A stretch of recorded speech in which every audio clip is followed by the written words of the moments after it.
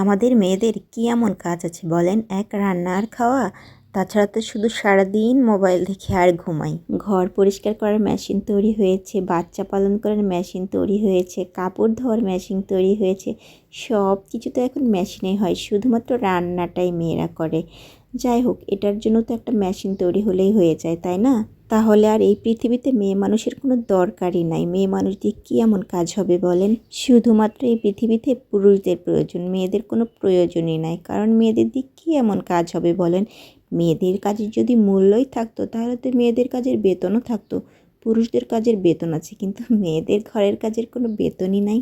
আসসালামু আলাইকুম everyone, welcome back to my channel. আমি চলে এসেছি আজ নতুন একটা ব্লগ নিয়ে। আমি তো প্রতিদিন ব্লগ আপলোড দিতে আসলে পারি না, কারণ আমি তো কোনো কাজই করি না, শুধুমাত্র মোবাইল দেখে আর ঘুমাই। আমাদের বাসায় অনেকগুলো মেশিন আছে, যে মেশিনগুলো কাজ করে আর সেগুলোকে আমাকে সারাদিন মেরামত করতে হয়, তেল মোবিল দিতে হয় আর দেখাশোনা করতে হয়, আর আমি তাছাড়া ঘুমিয়েই থাকি। যাই হোক, আমাদের সমাজের মুরব্বীদের মুখে শুনেছি পুরুষ মানুষ নাকি সোনার আংটি, তারা ভাঙলেও দামি, বাঁকা হলেও দামি, সোজা থাকলেও দামি, যেভাবেই থাকুক না কেন তারা অনেক দামি এবং মূল্যবান।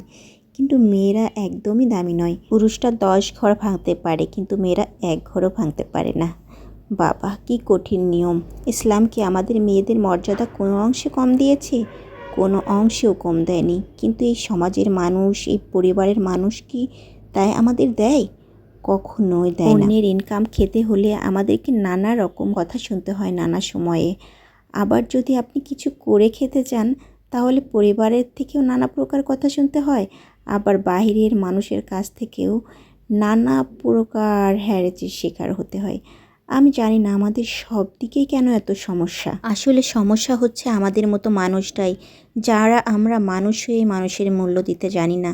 শুধু নিজের কাজটাকে আমরা বড় মনে করি আর অন্যের কাজটাকে মনে করি খুবই তুচ্ছ।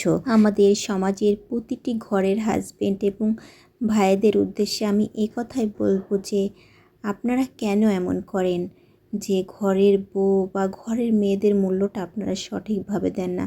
ঘরের বউ এবং মেয়েদের মূল্য যদি আপনারা সঠিকভাবে দেন, তারা কিন্তু খুব উৎসাহের সাথে কাজ করে।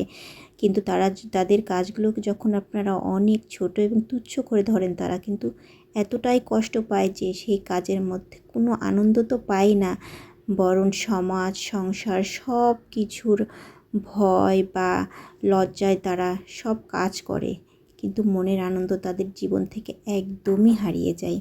একটা হাজবেন্ড কিন্তু তার ওয়াইফকে অনেক বেশি ভালোবাসে, অনেক বেশি সাপোর্ট করে, কিন্তু এতটাও বেশি কঠিন কথা বলে যে সব আনন্দ, সব খুশি মাটি হয়ে যায় ওই অল্প কিছু কথাতেই।